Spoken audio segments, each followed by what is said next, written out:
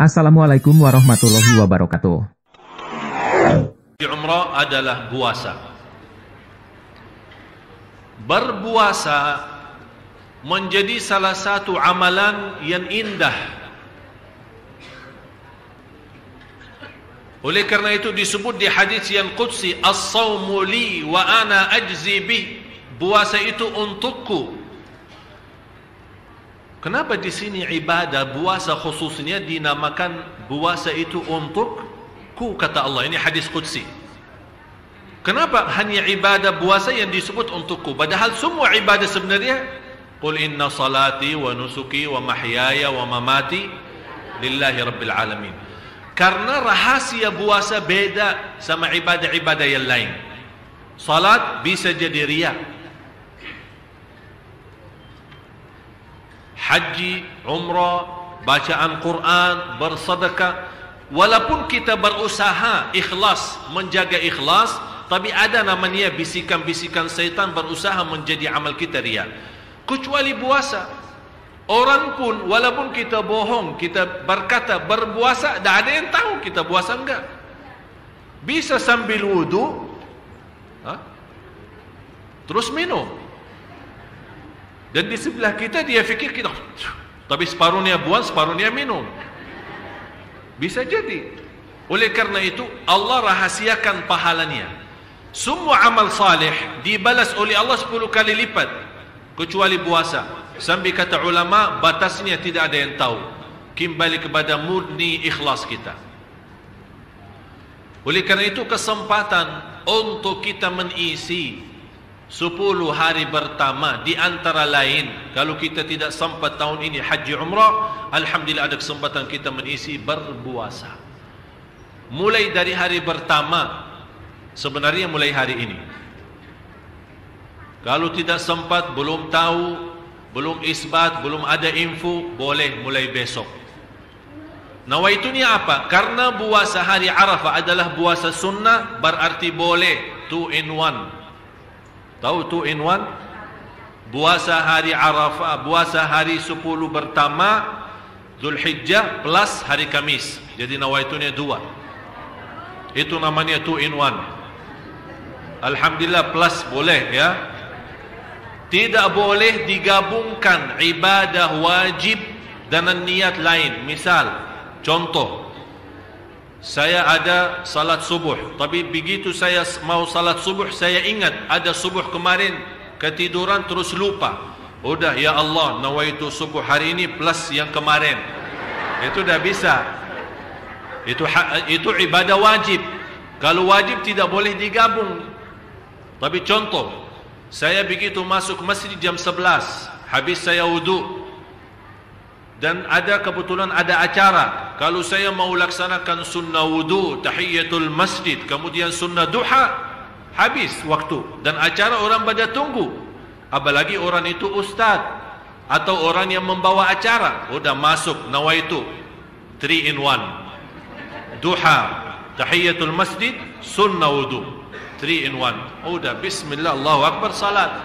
Semuanya terhitung dapat 3-3-nya. Nawaitunya bagaimana? Kalau ada yang mudah, jangan cari yang susah. Kalau ada yang mudah, jangan cari. Nawaitunya sudah di dalam hati, duha, qabliyah, tahiyatul masjid, kemudian sunnah wudu. Dah usah nawaitu an usalli duha, sunnatul wudu, kemudian tahiyatul masjid di Masjid Agung Sunda Kelapa. Nanti salah sebut lagi, nanti ulang lagi niatnya. Udah, nawaitunya masuk sunnah tahiyatul masjid, sunnah wudu, kemudian sunnah duha. Jelas? Termasuk puasa sunnah. Ini sekarang kita mengharapkan ada di antara bapak ibu yang suka puasa Nabi Daud. Silahkan tetap puasa Nabi Daud, tapi tambah lagi plus puasa hari 10 pertama Zulhijjah, supaya kita mendapatkan nilai ibadah 2. Ibadah puasa Daud, ibadah puasa hari Kamis, ibadah puasa keutamaan Zulhijjah ini. Malah cuba lihat kabar gembira bagi orang yang suka berpuasa lillahi ta'ala. Tidak ada alasan. Satu hari fi sabilillah. Alasannya apa? Kalau ditanya, oh saya puasa hari ini karena Kamis, itu berarti ada alasan. Tapi ada orang ditanya, ente kenapa puasa? Saya puasa hari ini lillahi ta'ala. Tidak ada alasan. Cuma saya mau mendekatkan diri saya kepada Allah lewat puasa sunnah. Apa pahalanya? Coba.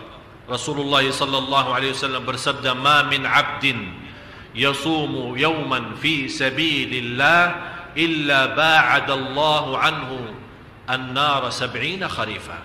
Tidak ada yang puasa satu hari karena Allah, tidak ada alasan karena sunnah atau yang lain, lillahi ta'ala, murni, akan dapat dijauhkan oleh Allah dari neraka Jahannam 70 tahun. Ini baru satu hari. Hadis ini sahih, muttafaqun alaih. Dan harus fahami Bapak Ibu, dalam ilmu hadis ada dua kata. Ya, tolong perhatian, ada dua kata. Kalau disebut as-sahih, itu maksudnya Imam Bukhari. Itu maksudnya Imam Bukhari, as-sahih. Ada satu lagi yang disebut as-sahihain. Dua sahih, maksudnya Bukhari dan Muslim. Ada disebut muttafaqun alaih. Muttafaqun, maksudnya muttafaqun alaih apa? Di bawah Imam Bukhari dan Muslim terutama, dan lafaz di Bukhari dan Muslim sama, tidak ada beda. Tapi kalau ada beda lafaz, disebut Bukhari dan Muslim. Faham? Jadi hadis ini yang muttafaqun alaih, orang yang puasa satu hari mendapatkan balasan oleh Allah Subhanahu wa taala, dijauhkan dari neraka Jahannam 70 tahun. Oleh karena itu Bapak Ibu, kesempatan di 10 hari pertama jangan sia-sia berpuasa. Mau berturut-turut boleh, tidak sanggup setiap hari, mau giliran boleh, mau satu hari pun boleh. Tapi sayang sekali kalau sudah lewat kesempatan ini kita tidak memanfaatkan. Tapi kalau anda merasa diri tidak bisa, sibuk, kecapean, banyak aktivitas, saya tidak sanggup menjaga puasa selama ini, paling tidak jaga puasa hari Arafah. Jaga puasa hari Arafah.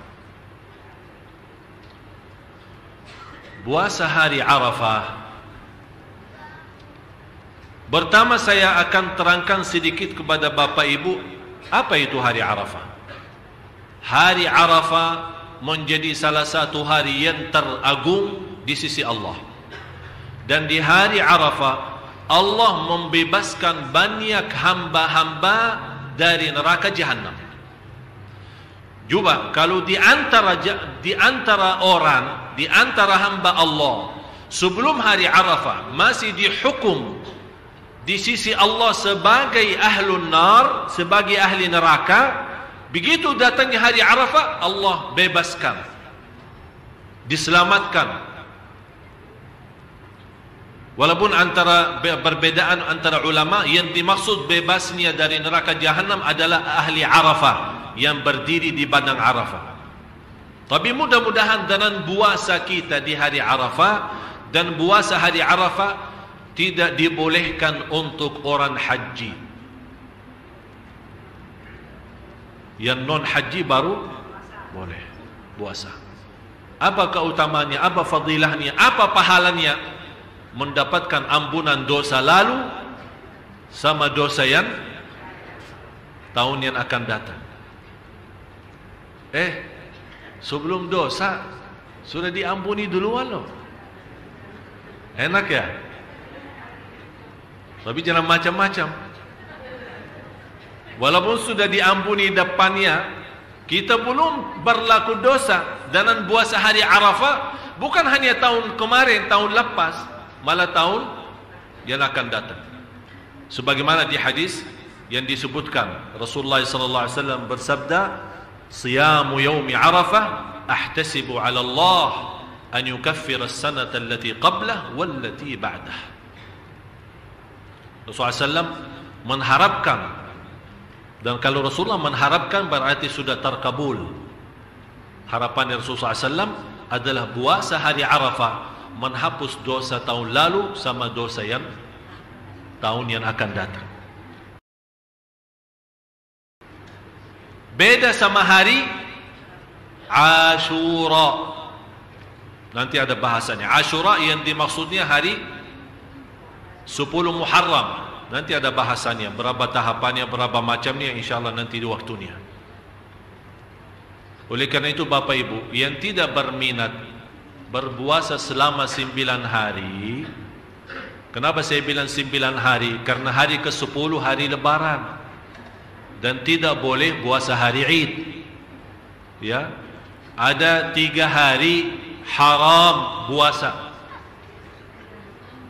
3 hari haram puasa. Yang pertama Idul Fitri, haram. Dan ada orang, anak lagi semangat, anak mau berbanyak amal salih, anak mau puasa hari ini, haram, tidak boleh. Hatta imannya kayak iman siapa, walaupun imannya sepenuh bumi, kuat iman, tinggi takwa, tidak boleh puasa hari Idul Fitri.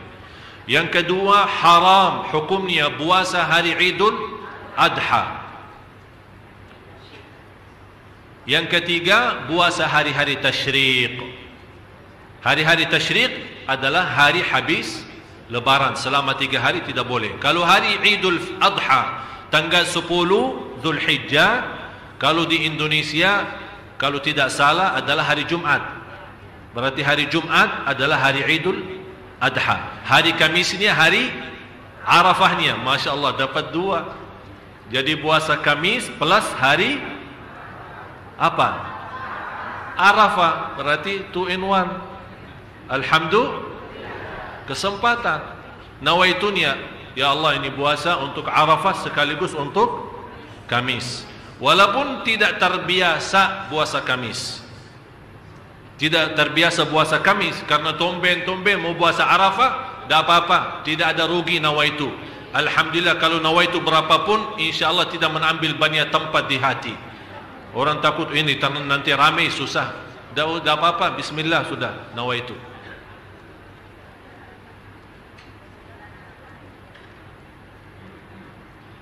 Jadi jatuhnya hari Idul Adha hari Jumat. Sabtu, Minggu, Senin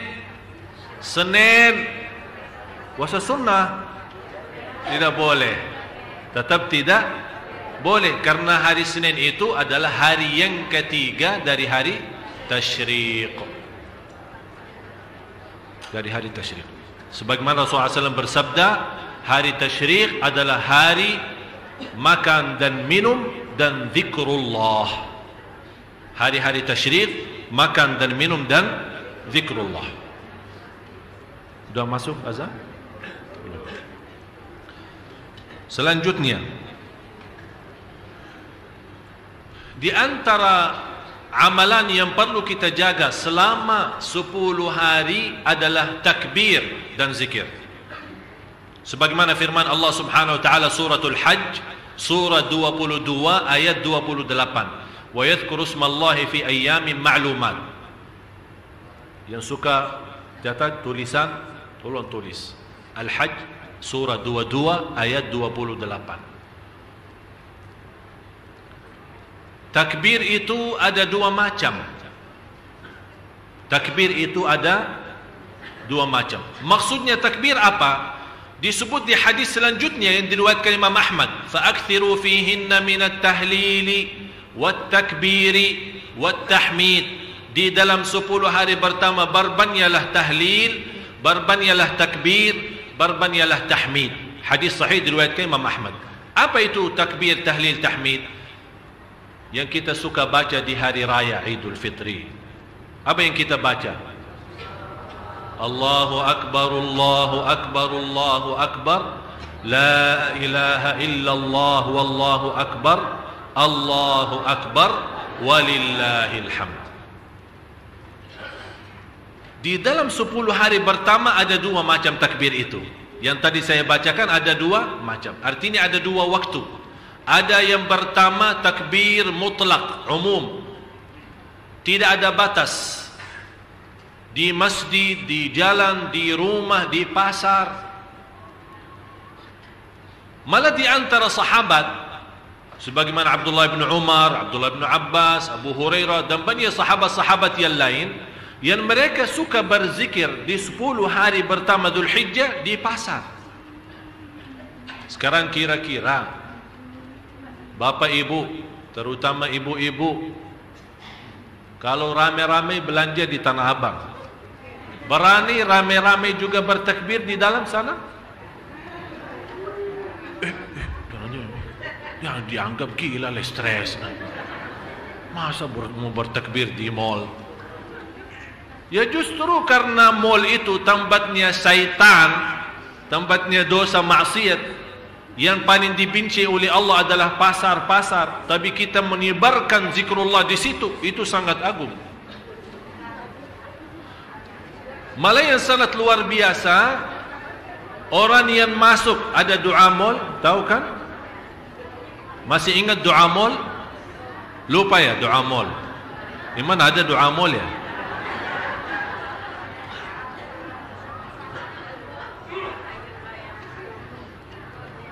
Nanti lepas azan kita lanjut. Bismillah, alhamdulillah, Allahumma salli ala Sayyidina Muhammad wa ala ali Sayyidina Muhammad. Bapak Ibu, kalau doa azan itu bukan main-main. Pahalanya mendapatkan syafaat Rasulullah. Hanya ikut muazzin, habis itu baca doa yang tadi. Jadi bukan main-main. Jadi saya mohon Bapak Ibu, kalau ada kesempatan emas dan mudah untuk mendapatkan syafaat Nabi Muhammad nanti di hari kiamat, jangan siakan, manfaatkan, karena sangat kita memerlukan nanti syafaatnya beliau di hadapan Allah Subhanahu wa ta'ala di hari kiamat. Jadi takbir itu ada dua macam. Yang pertama takbir mutlak. Takbir mutlak artinya umum, tidak punya batas, di mana saja boleh, di waktu mana saja boleh, di masjid, di luar masjid, di pasar, di mall, di jalan. Dan ini menjadi salah satu sunnah yang tertinggal, menjadi juga salah satu ciri hari kiamat tertinggal sunnah Rasulullah. Mana sekarang kita dengar, coba kalau ada kelompok ibu-ibu majlis mana ramai-ramai ke mall, pas masuknya mall, Allahu Akbar, Allahu Akbar, Allahu Akbar. Ada apa ini? Ini dari mana ini mereka ini?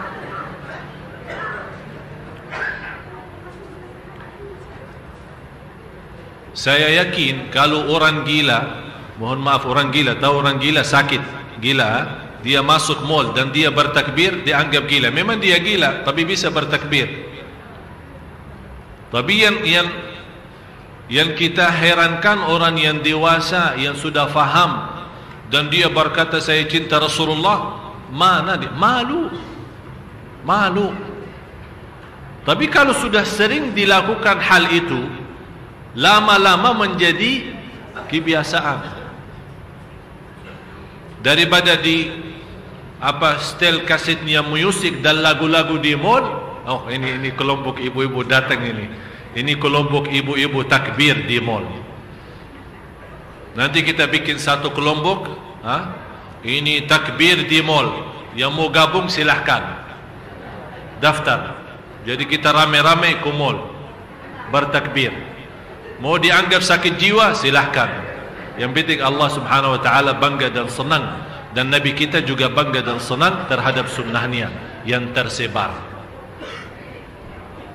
Doa mall. Siapa ibu? Saya sudah berapa kali di sini sudah sampaikan. Siapa yang sudah di antara bapak ibu, ibu-ibu utama ini, yang hafal saya kasih 100.000. Siapa?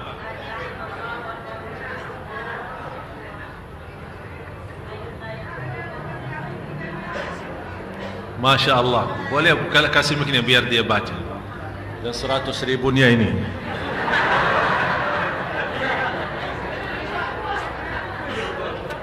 Bismillahirrahmanirrahim. La ilaha illallah wahdahu la syarikalah. Lahul mulku wa lahul hamdu wa yuhyi wa yumit. Wa hayyun la yamutu biyadikal khair. Innaka ala kulli syai'in qadir.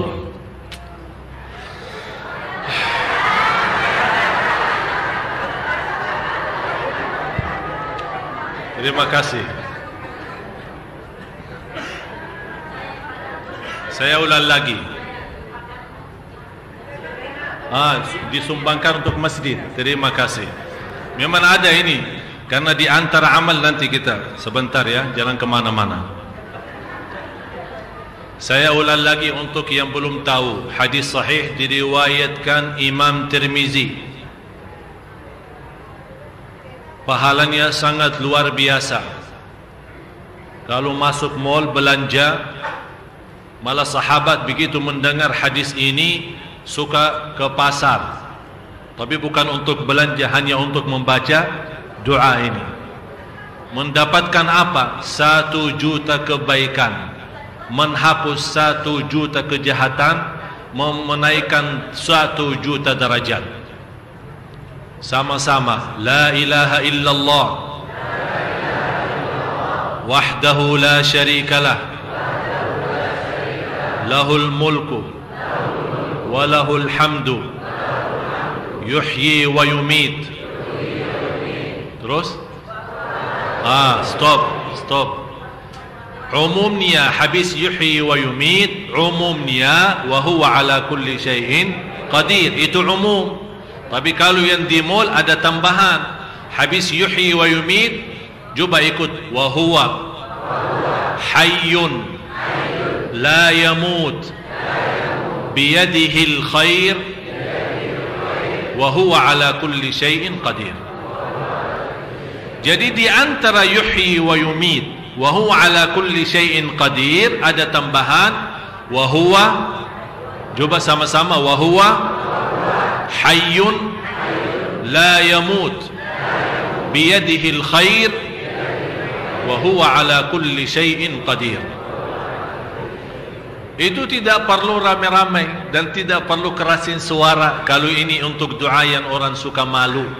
Kalau malu kerasin suara, karena takbir kan keras suara. Ramai-ramai ke mall bertakbir dianggap stres. Udah baca doa masuk mall, insyaAllah tidak dianggap stres. Karena kita bisa baca dengan suara sendiri. Ya. Namanya doa pasar atau doa mall. Selanjutnya, yang kedua takbir muqayyad.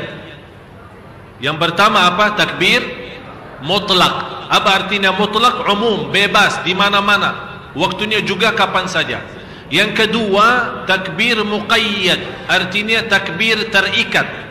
Punya waktu tertentu. Kapan dia mulai? Seperti kalau di bulan Ramadan, kalau sudah isbat masuknya Idul Fitri, mulai kita bertakbir sampai salat Id. Betul?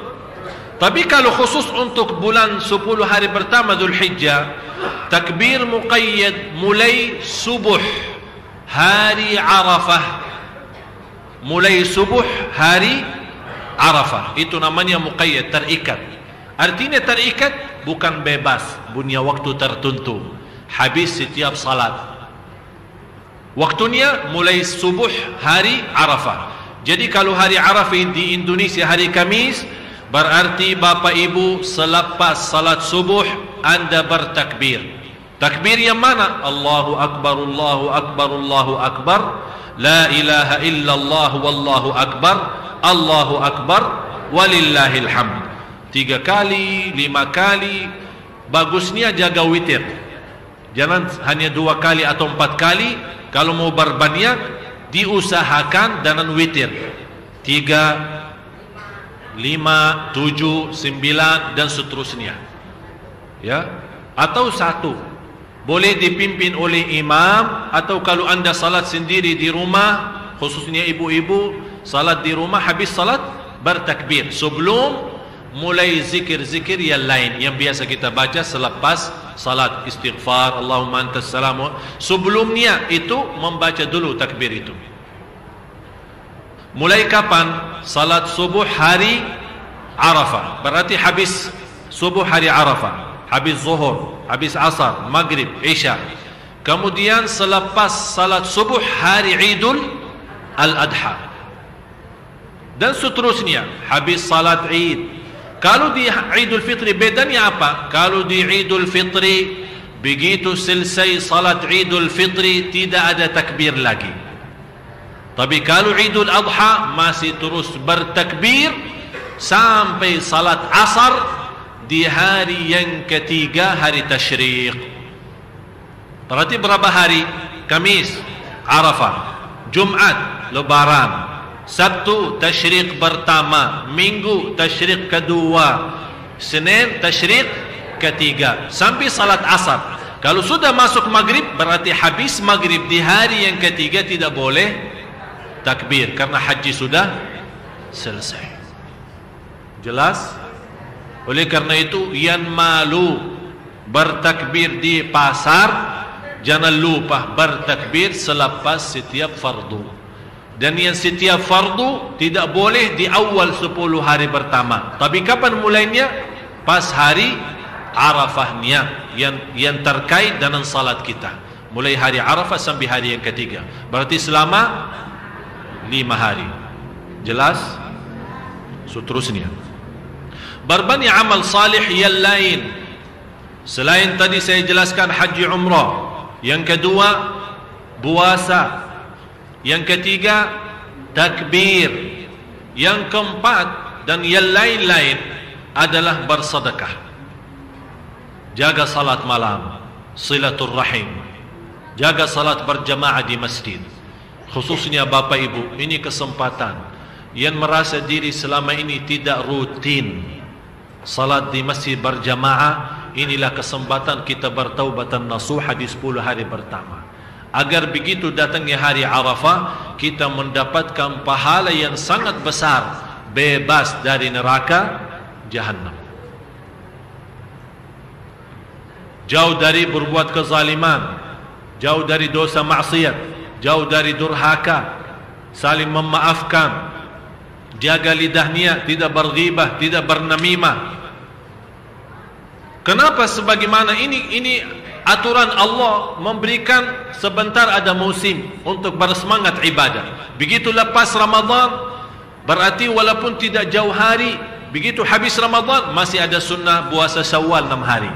Begitu selesai Syawal, datangnya 10 hari pertama Zulhijjah. Begitu selesai 10 hari pertama Zulhijjah, datangnya Ashura. Begitu selesai Ashura, datangnya bulan Maulid. Begitu selesai bulan Maulid. Kenapa ini musim, ada musim-musim tertentu ibadahnya sangat luar biasa di dalamnya? Karena Allah Maha tahu manusia suka malas-malas, tidak bisa sepanjang tahun menjaga istiqamah. Oleh karena itu Allah menjadikan ada musim-musimnya. Ada musim Ramadan, ada musim haji, ada musim ibadah, ada musim, ya begitulah. Oleh karena itu begitu datang salah satu musim, apalagi hanya 10 hari, masa kita keberatan khususkan lillahi ta'ala 10 hari dari umur kita yang sudah buan berapa tahun. Jadi di antara lain, khususnya di malam 10 pertama Dzulhijjah, mulai dari hari ini sampai besoknya Idul Adha, diajurkan kita berbanyak amal salih karena Allah paling cinta amal salih di dalamnya. Di antara amal salih bersedekah. Dan saya minta semua Bapak Ibu bersedekah sekarang. Yang tadi dah ada urusan, dah ada urusan yang tadi. Yang tadi dah ada nawaitunya, lupa barangkali. Ini kan baru kita bahas. Ini membaharui niatnya, baharui niatnya, bikin niat baru. Ini baru kita bahas sedekah. Tadi dah sebut sedekah. Bagaimana mau tahu? Tapi sekarang sudah sebut, berarti anda sudah yakin, sudah tahu. Bu, kalau mau bersedekah, sedekah aja. Kalau udah mau, dah usah, sudah diam. Dibahas, udah sedekah. Ini kan baiknya buat kita semua. Saya juga pertama, orang juga bersedekah. Semua untuk hari ini. Dan semua Bapak Ibu, Kalau saya menajak sedekah, jangan fikirannya saya membawa pulang. Bukan. Tapi intinya Bapak Ibu, kalau saya menghiburkan semua untuk bersedekah, berarti ini kesempatan bagi kita. Apalagi malam Kamis. Malam Kamis berarti insya-Allah Bapak Ibu besok, kalau buku amal kita naik dan dibuka di hadapan Allah, tertulis di antara amal ibadah yang dilihat oleh Allah hari Kamis adalah kita sudah bersedekah di malamnya. Silahkan bagi sarungnya atau apalah dari ibu-ibu, tolong. Bu, yang mau sedekahin emasnya boleh, kunci mobil boleh, motor boleh, mau pulang jalan kaki boleh. Pokoknya silahkan anda bebas. Mau serahkan tasnya dengan segala isinya, terima kasih banyak. Lebih baik ibu-ibu pulang ringan daripada bawa tas repot dan berat. Alhamdulillah, biar berat timbangan kebaikan kita di hadapan Allah SWT. Dan juga menimbulkan bapak-bapak, saya yakin di antara yang hadir ada hajat. Ada yang lagi mencari jodoh, ada yang mencari kerjaan, ada yang punya masalah, ada yang lagi sakit, ada yang apa-apa, pokoknya bermacam alasan. Apalagi dengan berkat doa Bapak Ibu, insya-Allah di bulan Rabiul Awal, bulan Maulid yang akan datang, kami mengundang dan menghadirkan 3 anak adik beradik yang hafal Al-Quran 30 juz. 30 juz. Anak yang pertama umur 5 tahun, yang kedua 4 tahun, yang ketiga 3 tahun, dan tiga-tiganya kakak adik atau beradik, dan semuanya menghafal 30 juz, bukan juz 30. Luar biasa. Oleh kerana itu saya mengharapkan semua bersedekah agar Allah berkahi segala aktivitas, supaya kita insya-Allah bisa menjadikan Indonesia ini negara Al-Quran. Amin ya rabbal alamin. Di antara yang lain adalah berkurban. Silahkan teruskan sedekahnya, jangan ragu-ragu. Emasnya boleh. Yang punya kelebihan mobil, pusing, parkirannya dah tahu ke mana, silahkan. Saya ada parkiran luas, silahkan bebaskan aja. InsyaAllah kami atur parkirannya, kami atur cuciannya, pokoknya beres semua. Yang penting tenang-tenang saja. Dan saya selalu berkata, lebih baik banyak dan ikhlas daripada sedikit tidak ikhlas. Udah, mau faham bagaimana terserah. Dan seterusnya, berkorban di antara amal yang lain yang perlu kita jaga. Walaupun ada berbeda pendapat apakah korban itu wajib atau sunnah muakkadah, tapi yang jelas dan kuat adalah sunnah muakkadah. Tapi wajib bagi orang yang mampu. Bagi orang yang mampu, termasuk orang yang mampu haji tapi malas-malasan tidak mau haji, ada ancaman. Barang siapa yang mampu berhaji tapi tidak mau laksanakan ibadah haji akan meninggal dalam keadaan Yahudi atau Nasrani.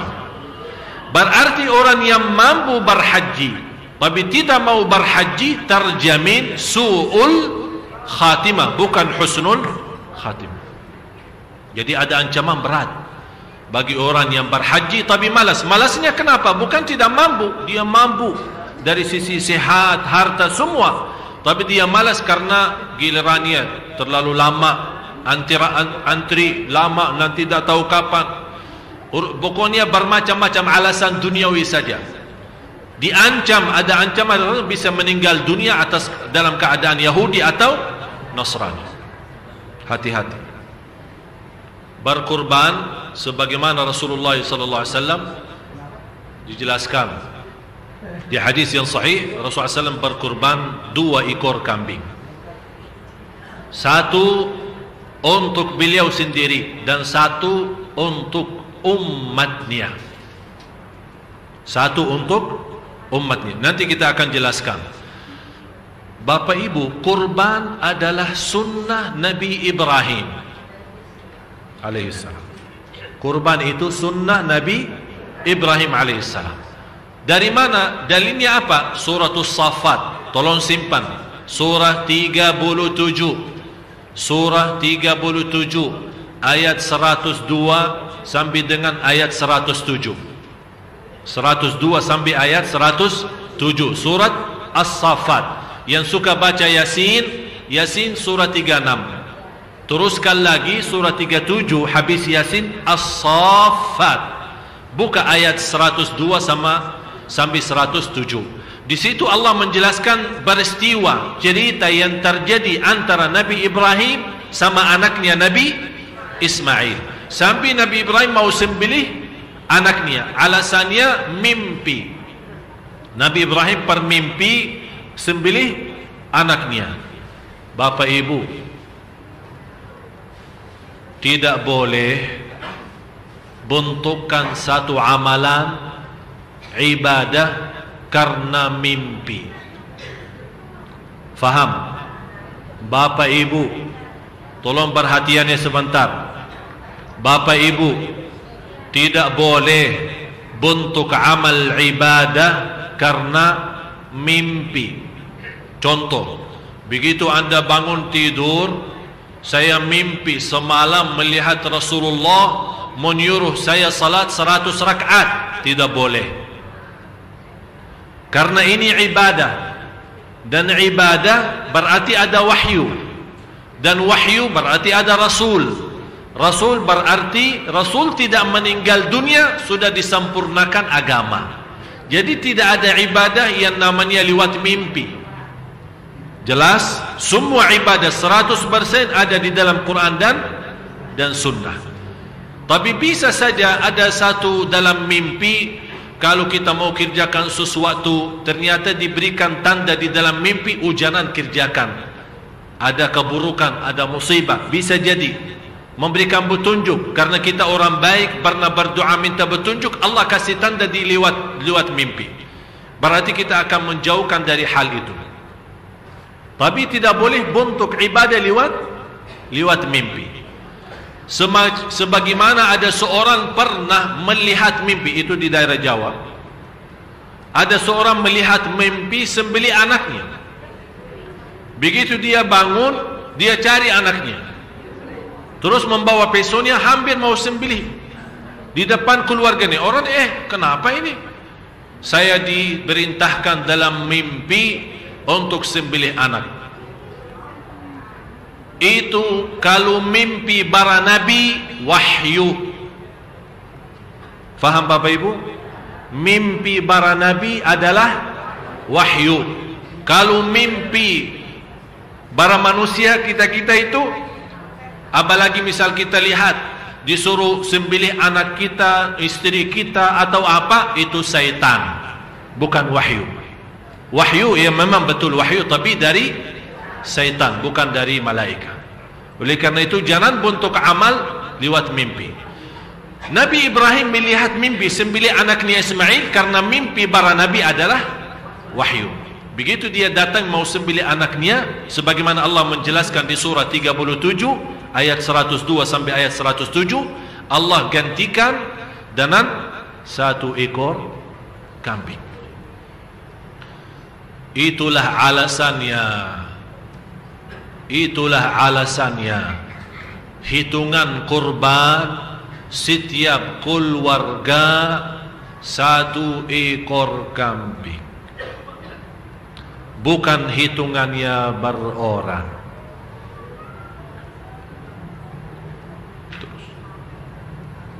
Sebagaimana juga di hadis, ini hadisnya, ada orang bertanya. Sekarang mohon maaf Bapak Ibu, sudah jelas cerita Nabi Ibrahim sama anaknya Nabi Ismail. Nabi Ibrahim 1, anaknya Nabi Ismail 2, Nabi Ishaq 3, istrinya 2, Siti Hajar sama Siti Sarah. Berarti Nabi Ibrahim dengan keluarganya berapa orang? 5. Nabi Ibrahim alaihissalam, Nabi Ismail alaihissalam, Nabi Ishaq alaihissalam, dan Nabi Ibrahim punya istri 2, Siti Hajar, kemudian Siti Sarah. Tapi kenapa Allah menggantikan hanya 1 ekor kambing? Ini memberikan satu pelajaran bagi kita. Setiap keluarga, kepala dan turunannya adalah 1 ekor kambing. Tidak ada pemahaman, tidak ada dalil Quran, tidak ada hadis yang namanya giliran. Tahun ini ayah, tahun depan atas nama istri, tahun besoknya atas nama anak pertama, dan itu tidak ada. Itu budaya kita karena kita belum faham. Oh, banjan sekali. Tolong, bisa lihat layar? Bisa? Ada seorang dari tabi'in, ada seorang dari tabi'in, namanya Ata ibnu Yasar. Mohon maaf Bu, sedikit perhatian. Kalau saya sebut ada seorang dari tabi'in, berarti tabi'in ketemu sahabat, tapi belum ketemu Rasul. Ya, Bapak Ibu, kalau saya sebut sahabat, berarti ketemu Rasul. Tapi kalau saya sebut tabi'in, mereka tidak ketemu Rasul, tapi ketemu sahabat Rasul. Ada seorang dari tabi'in bertanya kepada seorang sahabat. Tabi'in ini bernama Ata ibnu Yasar. Ata ibnu Yasar bertanya kepada siapa? Karena dia tidak jumpa Rasul, dia bertanya kepada sahabat Rasul, namanya Abu Ayyub Al-Ansari. Wahai Abu Ayyub, bagaimana di zaman Rasul berkurban? Beliau menjawab, ini hadis sahih, diriwayatkan Imam Tirmizi dan yang lainnya. Beliau menjawab, kana ala ahdi Rasulillah sallallahu alaihi wasallam ar-rajul yudahhi bisyati anhu wa an ahli baitihi. Hitungan di zaman Rasul, 1 ekor kambing adalah kepala keluarga sama turunannya. Contoh, saya, istri dan anak, 1 ekor kambing. Ada seorang ayah punya istri 4. Misal ya, jangan diributkan. Kita mau misal malah ribut. Misal ada seorang bapak punya istri 4, anaknya setiap istri 10. 10 kali 4 40, tambah 4 istri berarti 44. Sama kepala keluarga tuan rumah 45. Hukum Islam 1 ekor kambing cukup untuk semua. Sebentar, saya akan jelasin semua. Tenang-tenang saja. Tapi coba, ini soal agama, ya. Jadi tidak boleh, anak tidak bisa terima kalau begini. Ini soal agama. Jadi mau terima dan mau terima itu wajib. Sami'na. Tak boleh kita bikin-bikin agama sendiri. Tapi kalau kita mampu, dengar, kita mampu, walaupun punya istri lebih dari 1, tapi saya mampu, boleh menghitungkan setiap istri dan anaknya sendirian. Mampu walaupun 1000 kambing silahkan. Mau 1000 kambing silahkan, atas nama keluarga kita semua, keluarga besar kita. Tapi yang menjadi wajib bagi kita adalah 1 ekor kambing. Jadi mohon maaf Bapak Ibu, jangan memberatkan diri melakukan sesuatu yang tidak benar. Dan sayang, setiap tahun malah kita giliran. Tahun ini tahun kemarin kan atas nama Bapak, tahun ini atas nama saya ya. Semuanya Bapak sama Ibu sama anaknya 1. Bagaimana? Tak usah disebutkan nama. Begitu kita mau sembelih atas nama Bapak dan keluarga. Udah selesai. Bapa fulan bin fulan lahir tanggal fulan, terus bapa ibu fulana hajjah ini apa, terus anaknya yang pertama laki-laki bernama ini, anak yang kedua perempuan, yang azan zuhur, azan asar kita belum sembelih 1 ekor kambing. Tidak usah, tak ada begitu. Udah, bismillah. Allah Maha tahu siapa keluarga kita, dan Allah tidak pernah salah hitung soal niat. Tapi bisa juga kita salah sebut nama. Jelas? Jadi kalau ada orang bertanya, saya sudah jelasin dasarnya. Cerita Nabi Ibrahim sama anaknya, Suratul Safat ayat 102 sama 107. Hadisnya, ini hadisnya. Sudah Bapak Ibu bisa melihat di atas layar. Tapi ada orang komplain, kenapa Rasulullah sembelih 2 ekor kambing? Ini penjelasannya di hadis yang selanjutnya. Apa tulisannya? Ya Allah, kurban dariku dan umatku yang tidak. Berarti Rasulullah berkurban 2 karena ada alasan. Yang pertama untuk dirinya sama keluarganya. Padahal kita tahu istri Rasul aja lebih daripada 9. Kenapa Rasul tidak sembelih 9 ekor kambing kalau memang wajib? Apakah kita lebih tahu dari Rasul? Atau datang Rasulullah, ya udah Siti Aisyah, maaf ya, kamu tahun depan aja. Ini sekarang Ummu Salamah saja. Tidak, Ummu Salamah, Siti Aisyah, Safiyah, Hafsah, Zainab, semua dalam satu niat. Ya Allah, ini kurbanku atas namaku dan istri-istriku. Terus yang kedua, ya Allah, ini kurban atas nama diriku dan umatku yang tidak mampu. Ini kabar gembira bagi orang miskin, bagi orang yang tidak mampu berkurban setiap tahun. Begitu datang, Anda senang, Anda rindu, Anda mau berkurban, tapi tidak bisa, tidak mampu. Apalagi musim kurban, kalau datang hari kurban sudah harga naik. Yang biasa kita beli 1 juta malah jadi 4 juta, bisa 5 juta, bisa lebih. Tapi ya Allah, saya tidak mampu. Alhamdulillah, sudah dikurbankan oleh Rasulullah duluan. Jadi kita berterima kasih ya Rasulullah, karena dia ingat kita orang miskin yang tidak mampu, sudah dikurbankan oleh Rasulullah duluan. Berarti bagi orang miskin, begitu datang hari raya Idul Adha, dia tidak mampu berkurban, sudah mendapatkan pahala kurban. Bagi orang miskin yang tidak mampu berkurban, sudah dapat pahala berkurban karena sudah dikurbankan oleh Rasulullah SAW. Jelas Bapak Ibu? Sudah faham? Jadi semua Bapak Ibu, kalau untuk berkurban, tidak usah bingung menghitungkan. 1 ekor kambing boleh untuk semua. Tapi kalau Anda mampu sapi, silahkan.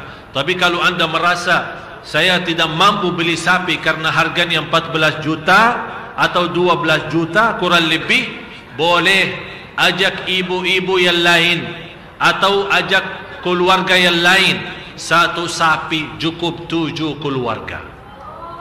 Sebagaimana saya suka laksanakan, saya dan istri kan 1 keluarga, mertua 1 keluarga, adik mertua 1 keluarga sendiri. Kita gabungkan 7 keluarga, masing-masing bayar 2 juta kali 7 keluarga 14, dapat 1 ekor sapi.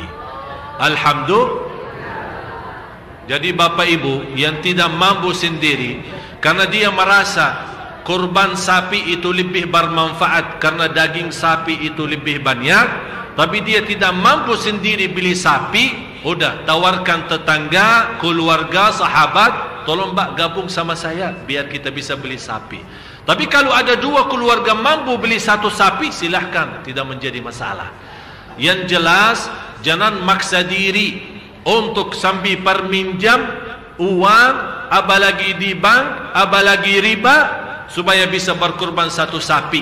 Padahal Allah mewajibkan hanya cukup 1 ekor kambing. Itu yang saya maksud. Jangan sampai salah menjalankan perintah agama. Yang terakhir, ada 2 hal yang dilarang bagi orang berkurban. Mohon maaf kita ambil sedikit waktu ya, boleh ya? Karena ini masalah ini sangat penting. Oleh karena itu saya mau habiskan sekalian, dan insyaallah selesai acara hari ini, insyaallah mudah-mudahan dengan doa Bapak Ibu kita akan rekamkan, nanti akan jadi DVD bagus, bisa menjadi bahan belajar untuk kita semua. Ya, jadi nunggu insyaallah mungkin minggu depan atau 2 minggu lagi pertemuan yang akan datang, DVD-nya sudah jadi kita bisa bawa kemana-mana. dan bisa kita mempelajari bagi orang lain yang belum tahu persoalan ini. Ya, semua nanti ada DVD-nya, ada semua tulisan-tulisan ini yang muncul sekarang di layar. InsyaAllah kita akan edit dan kita jadikan dalam satu DVD. Ada dua hal yang dilarang oleh agama kita bagi orang yang berkorban. Sekarang Bapak Ibu, saat kita berkorban, saya ulangi lagi, ada bapa, istri sama anak. Sudah jelas ini satu keluarga. Sepakat? Sudah satu keluarga. Jadi yang bernama kurban bukan hitungannya berorangan. Hitungannya berorangan adalah akikah. Ingat, hitungannya berorangan adalah akikah. Laki-laki 2 ekor kambing, perempuan 1. Tapi kalau kurban Idul Adha bukan hitungan berorang, tapi hitungannya berkeluarga, suami, istri dan anak-anak. Misal ada seorang bapa, istri dan ada 10 anak, ya, berarti semuanya 12. 1 ekor kambing. Kalau mampu sapi silahkan, tidak menjadi masalah, tidak ada larangan. Tapi di sini ada larangan satu. Kalau ada orang mau berkurban, begitu masuknya 10 hari pertama, tidak boleh cabut, cukur rambutnya atau kukunya. Sebentar, saya akan jelasin pelan-pelan. InsyaAllah semua akan belajar. Saya kembali lagi. Ini kepala keluarga, bapa, ibu sama anak. Mereka sudah ada niat untuk berkurban. Berarti begitu masuknya 10 hari pertama Dzulhijjah, yang mulai hari ini tidak boleh bagi orang yang bernawaitu kurban mencukur rambutnya atau cabut atau potong kukunya. Tapi siapa? Yang dimaksud siapa? Ini dari yang keluarga ini siapa? Yang dimaksud hukum ini berlaku bagi kepala keluarga saja. Contoh, saya, istri dan anak nawaitu berkurban untuk keluarga. Yang tidak boleh cukur kumisnya, rapiin jenggotnya, rambut kepala, potong kuku adalah saya. Kalau istri sama anak bebas. Jelas?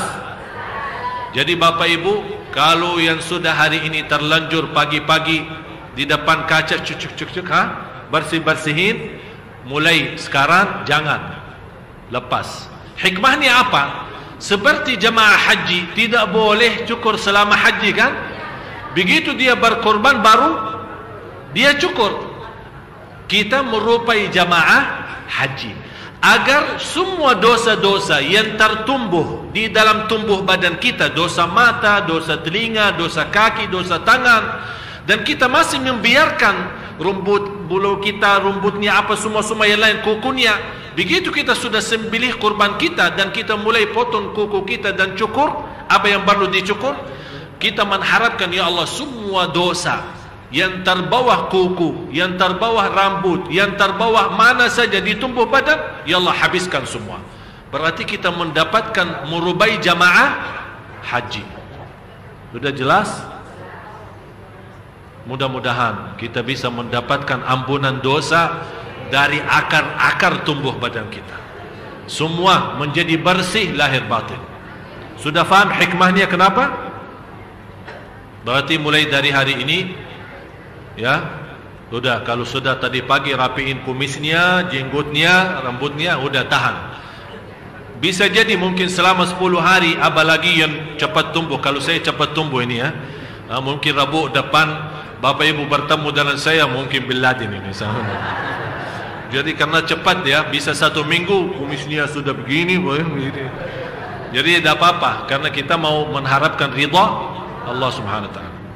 Dan juga ada ayatnya. Bisa, ini hadisnya kan sudah saya jelasin. Idza ra'aitum hilala dzulhijjah wa arada ahadukum an yudhhi falyumsik min sya'ri wal fari.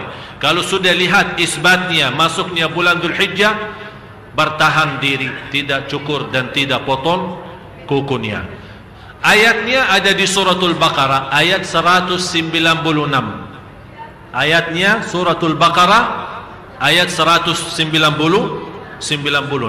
Allah melarang kita mencukur rambut kepala kita sampai kita berkurban. Walaupun ayat ini khusus untuk jamaah haji, tapi ulama menjelaskan ini bisa jadi umum bagi juga orang yang tidak berhaji.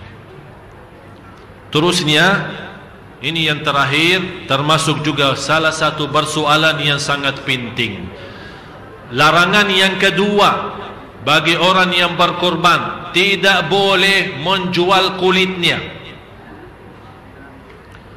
Pak, tolong Bapak datang sembelih kurban saya. Begitu dia sembelih kurban kita, kita bayarkan ongkos sembelihan. Pak, bawa aja kulitnya, mengganti bayaran sembelihan kita. Haram, tidak boleh. Mau hadiahkan kulitnya boleh, tapi kulit itu bukan untuk membayar ongkos sembelihannya, karena kurban lillahi ta'ala. Jadi tidak boleh mau jual tulangnya, kepalanya, kulitnya, tidak boleh.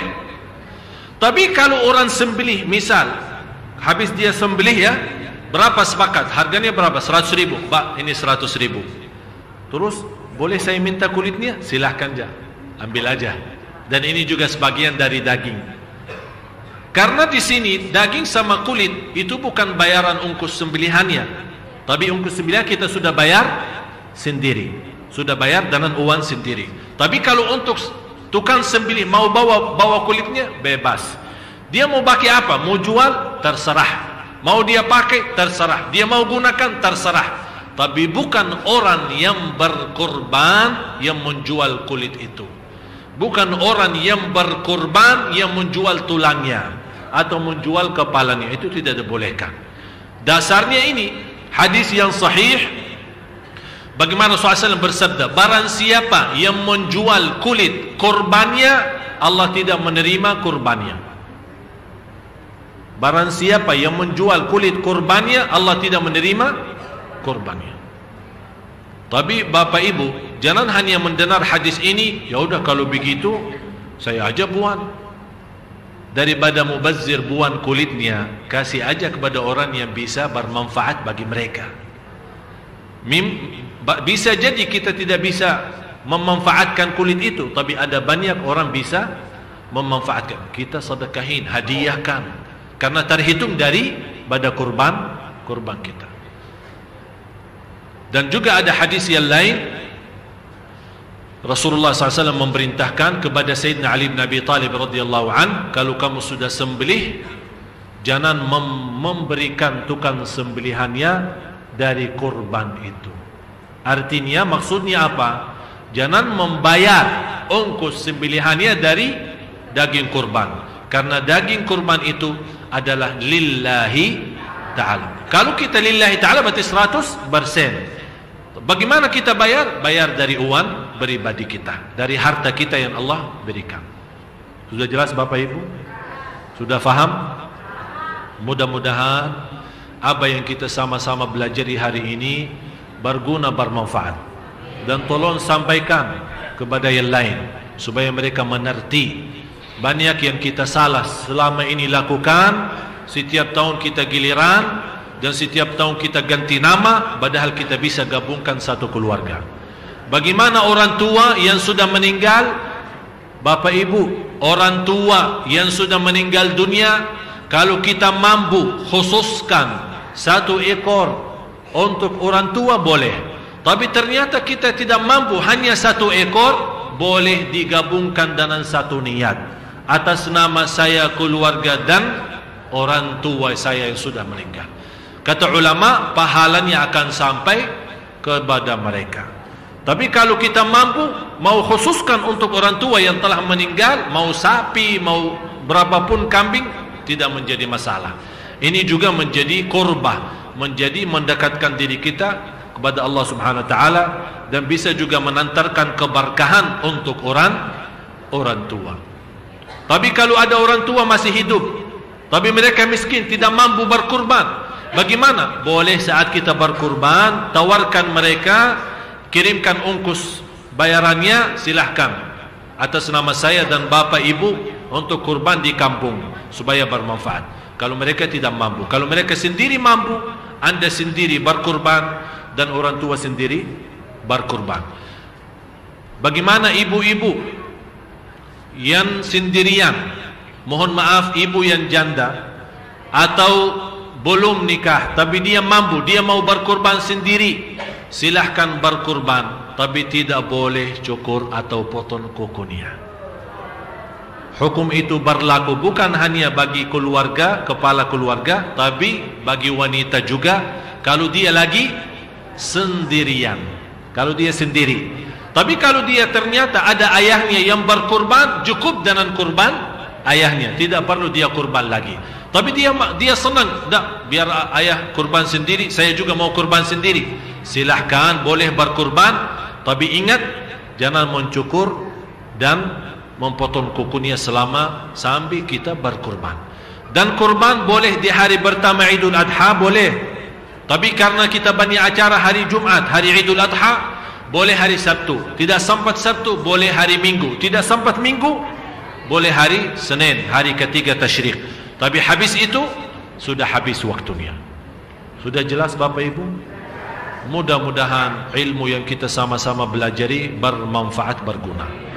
Mohon maaf karena waktunya cukup lama kita ambil, belum saya sempatkan untuk tanya jawab. Tapi kalau ada yang ingin bertanya jawab, boleh teruskan lewat Facebook, lewat Twitter, atau bisa lewat telefon. Dan insyaAllah mudah-mudahan dalam pertemuan yang akan datang kita lanjut bahasan kita ciri-ciri hari kiamat, yang kita akan membahas mulai dari ciri-ciri kecil yang kita sekarang menghadapinya, supaya kita sama-sama tahu posisi kita, apa yang wajib kita laksanakan di hadapan ciri-ciri hari kiamat. Mudah-mudahan kita bahagia selamat dunia akhirat. Mudah-mudahan Bapak Ibu dikuatkan imannya di akhir hayat kita dengan husnul khatimah. Mudah-mudahan ya arhamar rahimin, urzuqna ilman nafi'a wa rizqan tayyiba wa amalan salihan mutaqabbala. Ya Allah, pelihara iman kami, pelihara keluarga kami, anak dan cucu kami, supaya menjadi anak salih-salihah. Ya Allah, berilah kepada kami petunjuk kepada jalan yang lurus. Bagaimana Engkau berikan kepada kami kemudahan sama-sama berkumpul di Masjid Agung Sunda Kelapa ini. Berilah kepada kami kemuliaan, sama-sama jumpa lagi di surga-Mu ya Allah bersama Nabi Muhammad sallallahu alaihi wasallam. Ya Allah ya arhamar rahimin, di antara Bapak Ibu yang punya hajat dunia akhirat, hajat lahir batin, aku mohon tidak ada yang keluar dari masjid ini sampai dipenuhi segala hajatnya, disisihkan segala keperluannya, dan dikabulkan dan diterima segala hajatnya lahir batin dunia akhirat ya Rabbal Alamin. Ighfir lana wa liwalidina ولجميع المسلمين والمسلمات والمؤمنين والمؤمنات الأحياء منهم والأموات إنك سميع قريب مجيب الدعوات. Ya Allah, berilah pertolongan Engkau ya Allah untuk saudara kami di Syria ya Allah ya Arhamar Rahimin. Angkat musibah mereka ya Allah, kuatkan iman mereka ya Allah. Berilah kemampuan sabar menghadapi ujian dan cobaan ya Rabbal Alamin. Ya Allah, lindungilah negara kami Indonesia, menjauhkan dari segala bala dan musibah, menjadi negara baldatun tayyibatun wa rabbun ghafur. Rabbana atina fid dunya hasanah wa fil akhirati hasanah wa qina adzaban nar. Wa sallallahu ala sayyidina wa nabiyyina Muhammad wa ala alihi wa sahbihi wa sallam. Walhamdulillahi rabbil alamin. Subhanakallahumma wa bihamdik, ashhadu an la ilaha illa ant, astaghfiruka wa atubu ilaik. Wassalamu alaikum warahmatullahi wabarakatuh.